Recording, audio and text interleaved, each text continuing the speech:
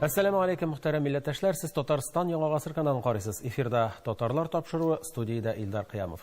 Студиябезнең бүгенге мөхтәрәм кунагы Габдулла Кариев театры актеры Нуриәхмәт Сафин. Нуриәхмәт Вәлиәхмәт улы Сафин, Алексеевск районы Кыршынталысы авылында туып үскән. 1966 елда Казан театр училищесын, 1983 елда Башкорт дәүләт университетының филология факультетын тәмамлый. 1968 елдан 87 елгача Республика Күчмә театрында уйный. 1987 елдан алып бүгенге көнгә кадәр Габдулла Кариев исемендәге Казан татар дәүләт яшь тамашачылар театры актеры, Татарстанның халык Россия Федерациясенең атказанган артисты, Кәрим Тинчурин театры фестивале лауреаты, театр Чехов Ялта 8-нче халыкара театр фестивалендә профессиональ мәгърурлык өчен номинациясендә лауреат исеменә лаек була. Киң планлы, зур диапазонга ия артист. Нинди генә образ я персонаж тапшырылса да, Нуриәхмәт Сафин әсәрнең тирәнлеген, рольнең асылын тулы ачып бирә белүче зур профессионал. Нуриәхмәт абый, хәерле көн. Хәерле көн, исәнмесез. Нуриәхмәт абый, иң әүвәл сезнең театраль биографияның яшьлек елларын искә төшерик әле. Хезмәтегезнең башлангыч этабы, минем уйлавымча, ул Күчмә театры белән бәйле. Күчмә театрда мин 68 елдан, әлбәттә мин училищены 66 елда бетергән идем, ләкин әнием авыру сәбәпле миңа авылга кайтырга туры килде. Һәм шуннан соң инде бер талпыныш китәм дип күңел тарта бит инде театрга. Теге мәдәният сараенда директор булып эшләү бер хәл, үзеңнең алган һөнәреңдә эшләү икенче әйбер икән инде ул. Беренче инде талпынышта әни каршы төште, мин әлбәттә әнинең аңа каршы килмәдем. Икенче талпынышта инде тагында мин эшләгән дәвердә Күчмә театрдан бригадалар килә иде, минем уйнага бергә укыган иптәшләр Наил Шәйхетдинов, Венера Хусентдинова, алар килгән сай, әйдә Нури, театрга кайт, Мөхәммәд абый Хәмзин дә директорлар, әйдә инде дип. Шуннан соң әнидән икенче тапкыр сорагач, үтемле итеп сораганмын минде, или әни инде репме рөхсәтен биргәч мин театрга киттем. 68 елдан. Шуннан бирле. Менә бу шур үзенә күрә сезнең яшьлек булгач бик тә кадерледер дип уйлыйм. Һәр хәлдә теге төрле авырлыклар белән дә бәйле бит инде ул трактор чаналарында йөрүләр, фатир төшүләр, әйме. Күчмә театры бит инде ул исеменнән күренеп тора. Тәгәрмәч өстендә инде. Аны кем әйтмешли, хәзер уйлап карасаң, чынлап караганда, чынлап та шул хәтле авыр булган инде. Һәм 20 ел бит әле ул. Кыенлыклар, ул анда ул вакыттагы хәзерге заман белән чагыштырганда, авыл араларындагы юллар, район арасындагы юллар, шәһәр арасында да дөресен әйткәндә әйбәт юллар юк иде. Машина, автобуслар эшләп китәбез. Әле бит ул автобусларда йөрү дөресен әйткәндә юл булганда. Кыш көннәрендә без трактор чарасында калабыз, ат чарасында калабыз. Шулай итеп, ләкин әлбәттә сагындыра, сүздә юк. Беренче аяк басып эшли башлаган беренче рольләре Рәйсә Ишмуратованың Яшьлек ана җәйгәндә спектаклендә 9нчы класс укучысы Ришат, дисеңме, йөрәк янар эчендә Туфан абиның райком мал секретары булып, аннары соң инде Ленар абиның әйберләрендә теге Хакимзадә Ниязиның теге Майсарәнең хәйләсендә мулла рольләре барыбер бүрен менә монда сеңеп калганнар алар. Барыбер яшьлек, дәрт, аннары соң нәрсәнедер белергә омтылу, үзенә күрә барыбер халык арасында артист буларак башкаларны күргәч таныласы да килеп китә бит әле ул башкаларны телевизордан күргәч. Менә шулай итеп сагынылып искә алына инде, сүздә юк. Тамашачы да яратып көтеп торгандыр дип уйлыйм. Шулай. Ул заман белән, Илдар, ул заман белән хәзерге заманны чагыштырып булмый. Менә бер генә мисал, ул вакытта Актаныш районында йөрибез. Нәрсәдер кайсы спектакльне әйтерлим, килегез тагын, без сезне көтеп калабыз диләр инде. Иртә белән клубка җыелганда халык очрый бит. Авыл иртә уяна. Ярый килербез, киләләрдер инде сезгә концертларда, ниләрдә, башкасы да буладыр дигәч, болай дип әйткәннәре хәтеремдә менә. Безгә театр кадерле. Чөнки без ул вакытта инде радиодан да иртә, төш, кич булай дип концертларыбыз көненә 3 тапкыр тыңлыйбыз. Безгә театрлар дип килеп әйткән хәтердә. Шуннан соң гына ничә еллар узып әйләнде. Эстрада сәхнәгә менде, җырлар, театрга халык азая башлады. Менә шушы күңелне нишләптер бик әрнәтә. Барыбер инде хыянат та әйтмибез кебек. Яхшы әйберләр, аннары соң эчтәлекле әйберләр, халыкның күңеленә кара торган әйберләр уйныйбыз, но барыбер халыкны Менә инде бит элгәре тыңлап торасың, сезнең тапшыруларда да сөйләшкәннәрдә, или без халыкны бераз гына дөрес юлга кертеп җибәрмәдек ахрысы. Ул теге мин гаепләп әйтүем түгел, теге ни булмасын, мунча ташлары, аннарсын көлдермешләр, әллә нинди мәзәкләр белән шушындый уйларга кирәкмәгән фикерне туктата торган әйберләр белән карап, без иң асыл, иң тирән фикерле әйберләрдән туктатып калдык шикелле. Халык безде кебек шуңардан. Менә шуңардан йөрәк. Театрның үзенең төп вазифасыннан айырдык. Айырдык. Ул тел буенча да булсын, фикерләү булса да халыкка акыл бирү мәсьәләсендә дә. Аннары мин яшьлек елларымны ни өчен искә алам? Мин ул вакытта Кәрим Тинчурин театрында, аннары Кәрим Тинчуринга әйләнде ул. Күчмә театрда Равил Тумашев эшли иде. Теге режиссер буларак. Менә шуның мәктәбе ничектер миңа бик якын. Ул хәзерләрне мин гаепләп әйтәсем килми, или алардан ничектер шиккә аласым килми. Менә ул актерларны менә шу чын Станиславский системасы буенча, кем әйтмешли, әсәрнең образларының тирәнтен ачып, менә йөрәгеңне актарып чыгара торган итеп эшләргә өйрәтте. Менә Бик сагынып искә алам. Менә 20 ел шунда шул Күчмә театрда эшләгәннән соң сез инде стационар театрга әкренлек белән Кариев театрына килдегез. Хәзерге Кариев театры бит инде ул. Ул вакытта эксперименталь театр заманында бүтәнчә дип аталгандыр. Һәм Фәрит абый Хәбибуллин белән бергә бу театрга нигез салучыларның берсе сез. Аның инде ул баштан театр дип аталмады, әлбәттә. 87 елда ул театр студия буларак ачылды. Комитет профтех образование дигән комитет бар иде. Ул комитет аннарсын мәгариф министрлыгына күчте. Менә ул профтех образование вакытында Камалиев дигән, уннар ул райком секретары булды, Советский районы шушы кеше җитәкчелек итеп, Фәрит Әхмәтҗанович аның белән контактка кереп, һәм үзе шул вакытта СПТУ 3-тә тарих укытып, театрдан киткәч инде. Ул аны театрдан чыгарга мәҗбүр иттеләр, Күчмә театрына китергә. Менә шул вакытта ул 87-86 елларда инде Мәскәүдә ул студия хәрәкәте кузгалган иде. Һәм безнең Фәрит Әхмәтҗанович шул вакытта инде Мәскәүгә барып, Алик Табаковлар, Ефремовлар белән танышып, аларның теге нәрсәдер алып, өйрәнеп кайткан иде. Табаковның шушы 86 елда Табакерка дигән студиясе оешып ачылды, һәм алар подвалда эшләп, үзенең чыгарган группасы белән, актерлары белән, менә шуннан оешып киткән театр инде ул. Фәрит Әхмәтҗанович та менә шуның теге алымы белән безне студияга оештырды 87 елда. Һәм база булдып шул СПТУ 3 Дементьева урамындагы. Камали безгә ниндидер дәрәҗәдә акча биргән инде ул күләмдә. Без инде здание өчен инде бездән акча алмадылар. Үзе шунда укыткач, теге директриса белән ничектер уртак фикергә килгән, тапкан залы безгә 2 бүлмә бирделәр. Шушы 2 бүлмәгә урнашып, аннарысын теге СПТУ теге ПТУларда концерт куярга рөхсәт алып, без үзебезгә программа әзерләп, менә шул акчага яшәп киттек инде. 4 елга якын, 91 елга якын, 87-дән. Инде шуннан соң ул вакыт эчендә без инде Островский урамына күчкән идек. Фәрит Әхмәтҗанович инде теге җитәкчеләр белән уртак тел табып, безгә бина да алды. Бина бар. Бинаның ул әлбәттә хәзер шикелле күз алдына китерән кебек театр түгел. Аның бер ишеге бар. Аның тәрәзәләре дә юк. Кемәд белән шунда ук кереп урнашып, шушы бүлмәдә директор утыра, кассир утыра, бухгалтер утыра. Без монда репетиция язып, ширма артында ише Марат Яхьяев теге кемнәрдер көйгә җырга өйрәтә баянда. Вокалда бара. Бөтенесе бер Казанда. Менә шулай итеп, менә шуннан әкертен күз ниткән әйбер инде ул. Без инде беренче чыгарган әйберебез әлбәттә Диаз Валиевның намус хөкеме булды. Анда инде Фатыйховлар, теге ирле хатын Рөстәм белән, аннарсын Гасима Ширгазин, мин һәм мин әлбәттә бик яратып искә алам. Иң безгә караганда да иң беренче булып трудовой хезмәт кенәгәләрен тотып, Әлфинур Хисамова белән Зәйтүн Яркәевләр килгән иде ул театрга. Аларга карап мин ыргылдым үзем эшләгән җиреннән. Менә шушындый коллектив туплады.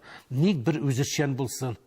Анда барысы да, ул вакытта әле кем әйтмешли, Алмаз Хамзин да бездә иде. Аннарсын ул вакытта Сәләби белән Мәләби яшь актерлар, Мансур белән кем, алар да килеп кушылды. Шуннан инде 87-нең инде декабрьләр, январьлар булгач, училищедан килеп кушылдылар. Менә шулар белән оешып, без инде әсәрләр эшли башладык. Бер әсәр Диез Валиев, анарсын сандугачлар килгән безгә, мин тотындым. Миңа кушты үзе, чөнки йөри башлады ул шәһәрләргә. Анарсын теге үги кыз, уеннан уймак һәм иң беренче балалар өчен куйган әйберебез тузакка төшкән овчы булды.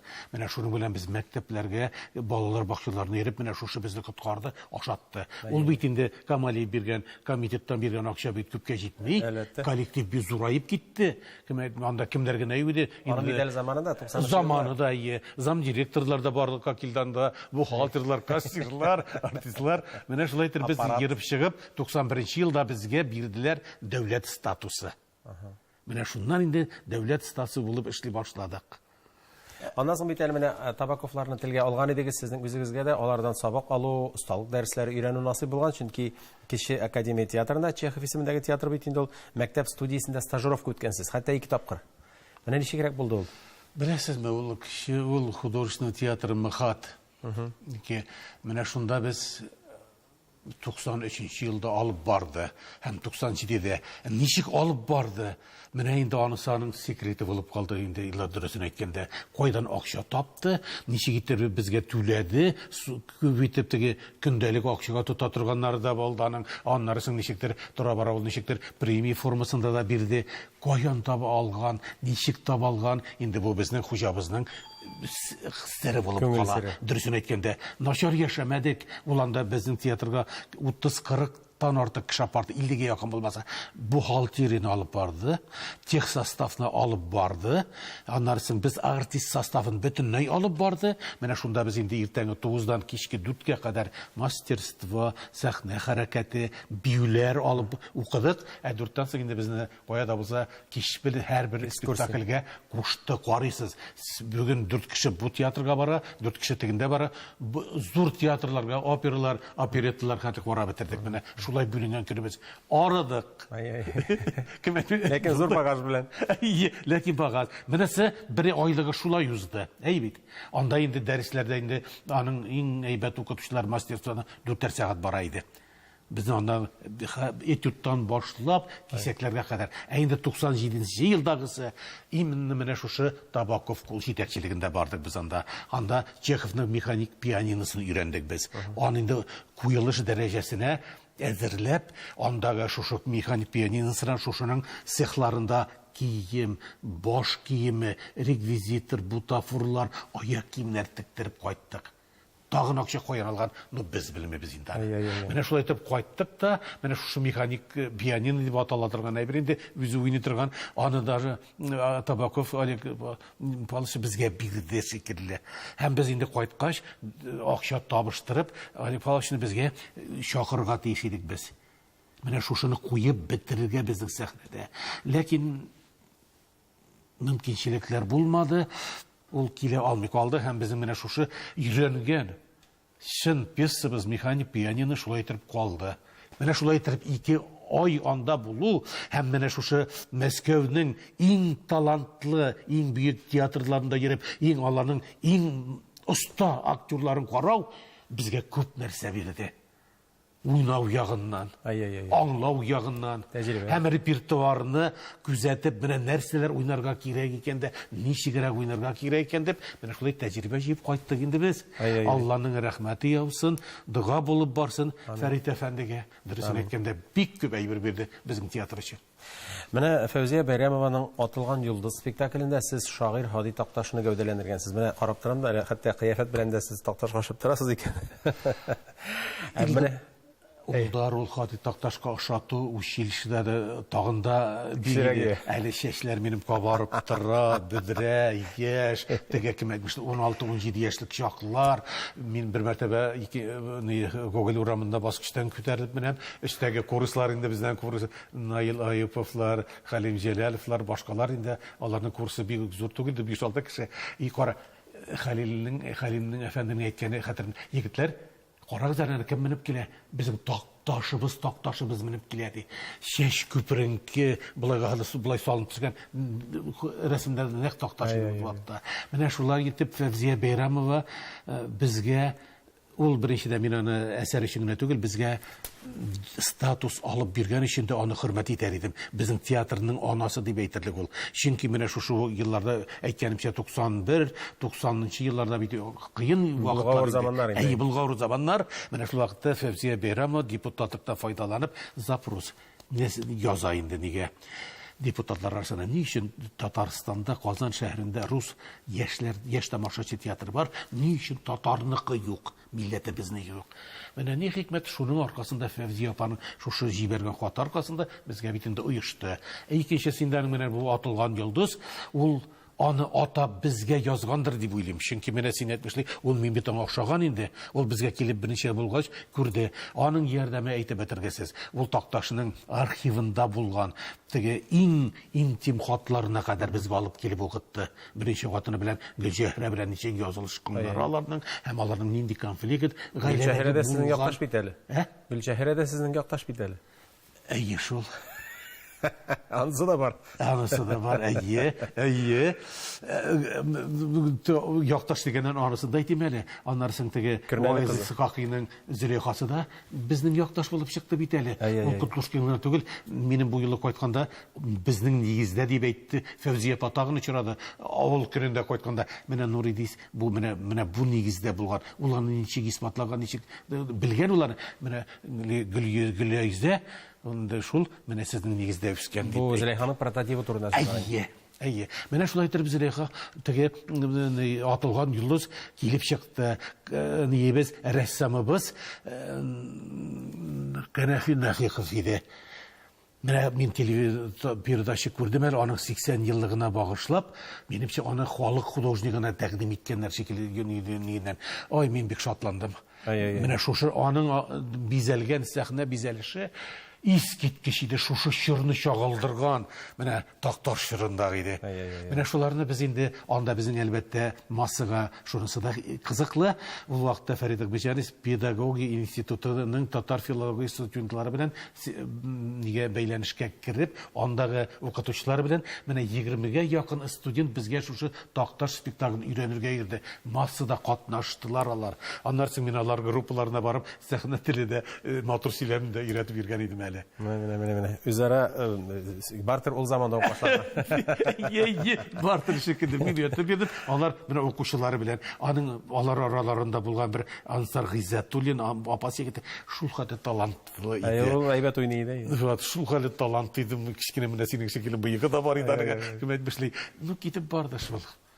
Хәзер Балтач районында матур гына милициядә эшләп ята шикелле.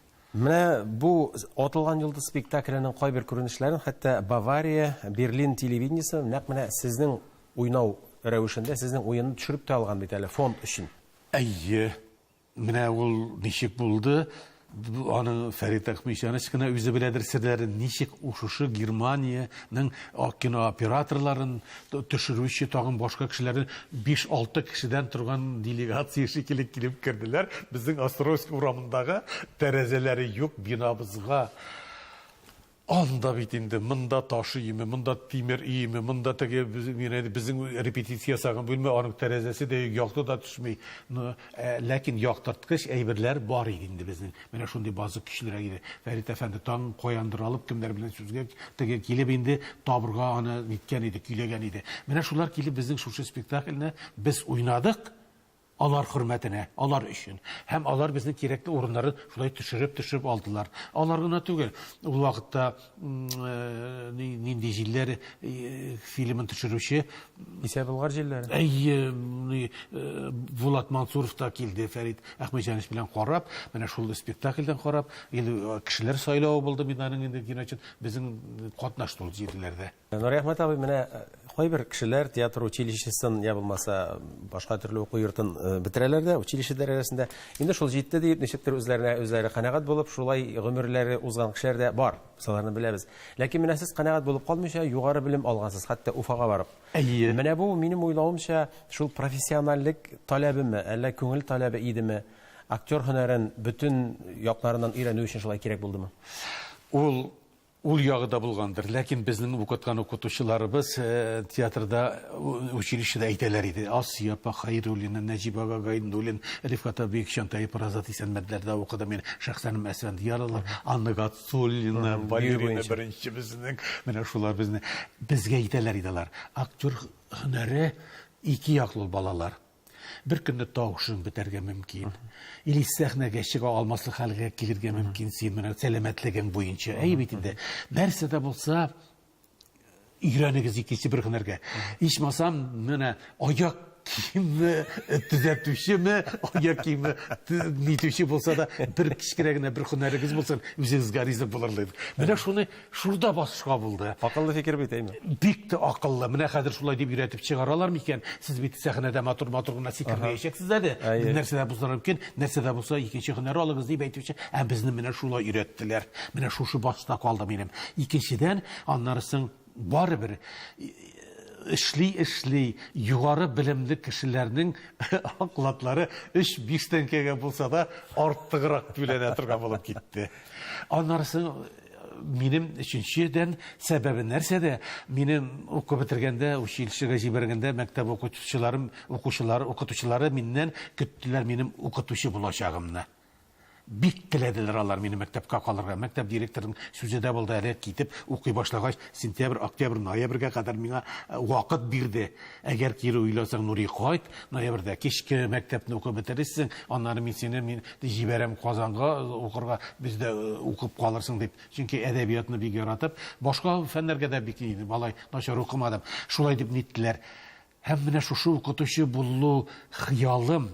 Hem нәрсәдер аны шыңға ашырасым килепме? Аннан барыбер инде менә әсәр эшләгәндә әсәрне бит инде анализлар эшлисең, нәрсәдер вакыйгаларны, андагы конфликтларны тикшереп, образларны ачудан инде нәрсәләр кытыршырыклар килеп чыга.